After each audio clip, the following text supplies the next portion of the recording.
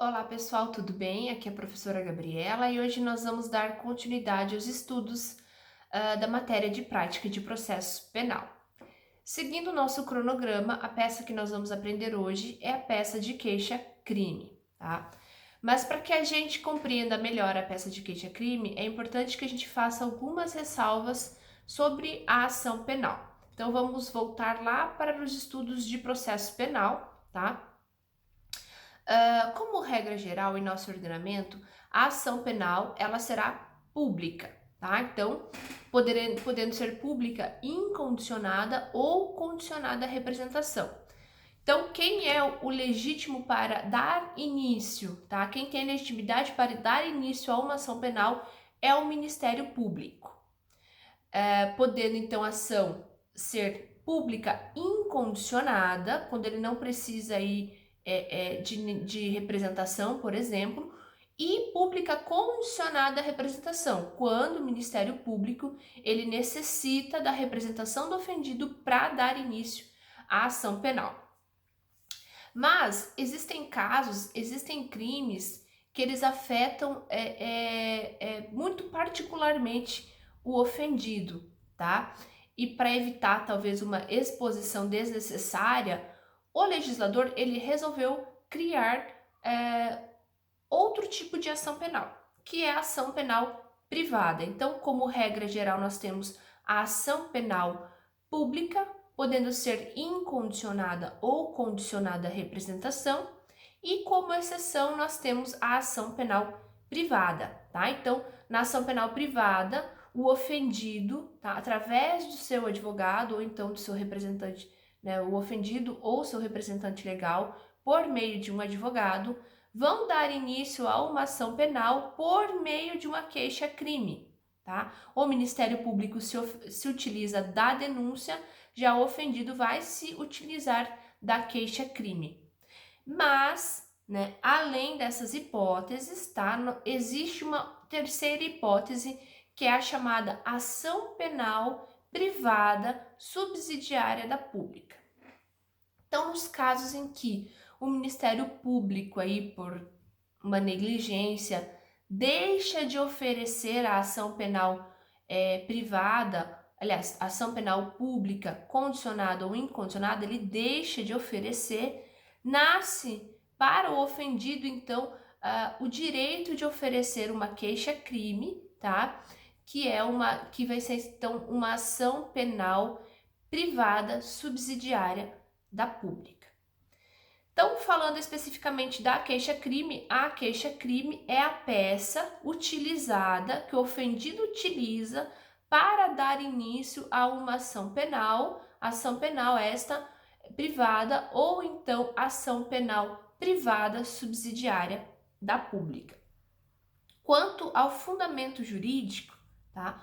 O fundamento jurídico da queixa-crime propriamente dita está previsto no no artigo 11, parágrafo 2º e artigo 30 do CPP, tá? O artigo 11, parágrafo 2º, aliás, do CP, desculpa.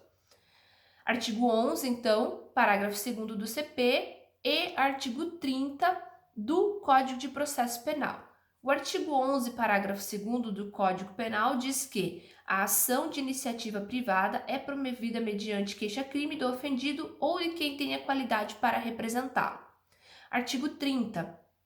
Ao ofendido ou a quem tenha qualidade para representá-lo, caberá intentar a ação privada.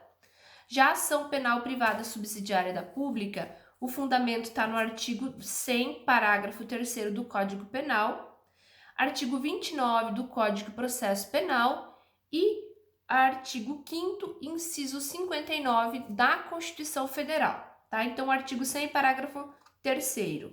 A ação de iniciativa privada pode intentar-se nos crimes de ação pública, se o Ministério Público não oferecer denúncia no prazo legal. Artigo 25 do Código de Processo Penal. Será admitida ação privada nos crimes de ação pública se esta não for intentada no prazo legal, cabendo ao Ministério Público aditar a queixa, repudiá-la, oferecer denúncia substitutiva intervir em todos os termos do processo, fornecer elementos de prova, interpor recurso e, a todo tempo, no caso de negligência do querelante, retomar a ação como parte principal. Já o artigo 5º, inciso 59, será admitida a ação privada nos crimes de ação pública se esta não for intentada no prazo legal. Então vamos lá. Quanto à competência, para quem tem competência então aí para receber a minha queixa-crime, tá? Aqui o aluno ele vai ter que se atentar à questão aí dos ritos processuais, tá? Quando tratar-se de crime de menor potencial ofensivo, como por exemplo é o crime de injúria, tá? O crime de injúria tem pena de 1 a 6 meses. A competência, então, será do Juizado Especial Criminal. Então, eu vou endereçar a minha peça ao excelentíssimo senhor doutor juiz de direito do Juizado Especial Criminal. Agora, quando o crime tem pena máxima superior a 2 anos, então nós vamos sair da esfera de competência do juizado e vamos para o juízo comum, tá? Então, aqui, vamos supor que eu tenho calúnia e difamação. Então, a calúnia, ela tem pena de 2 anos. Se fosse só a calúnia, caberia aí, né, no juizado. Mas, calúnia mais difamação, a difamação tem pena máxima de 1 ano. Então, aí já extrapolaria os limites do juizado. Neste caso, o meu endereçamento é para o excelentíssimo senhor doutor juiz de direito da vara criminal, tá? Então, vai para uma vara comum.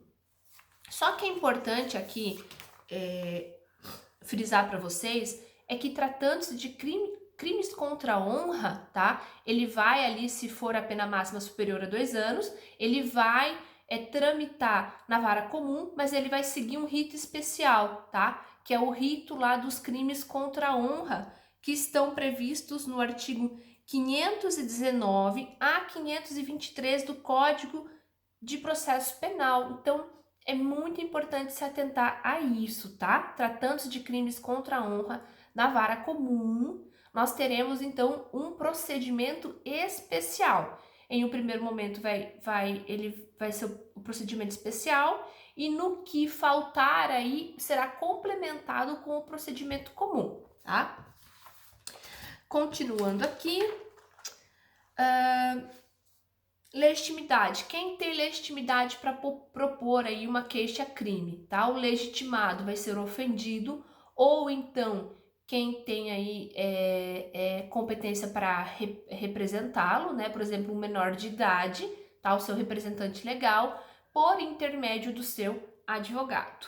E no caso de morte do ofendido, tá? Poderão substituir o ofendido, então, o CAD, né? Que é o cônjuge, ascendente, descendente e irmão.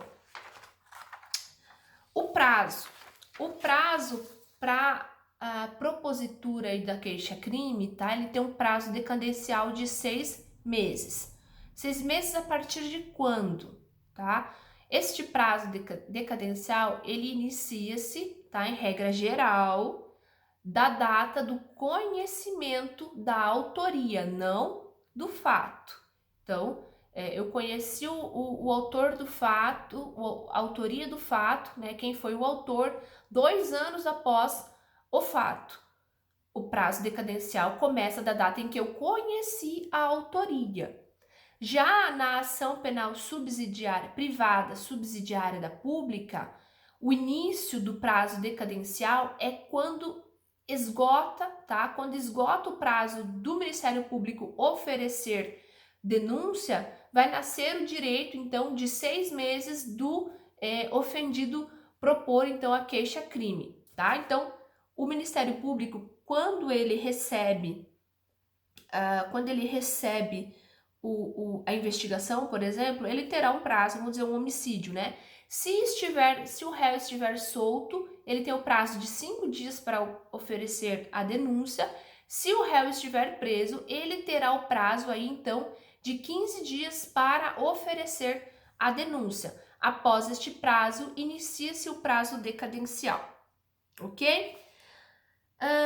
As partes aí na queixa-crime, tá? Elas têm nomes específicos, então quem está propondo será chamado de querelante e quem aí é o agressor, no caso, né, não será réu, será querelado ou querelada.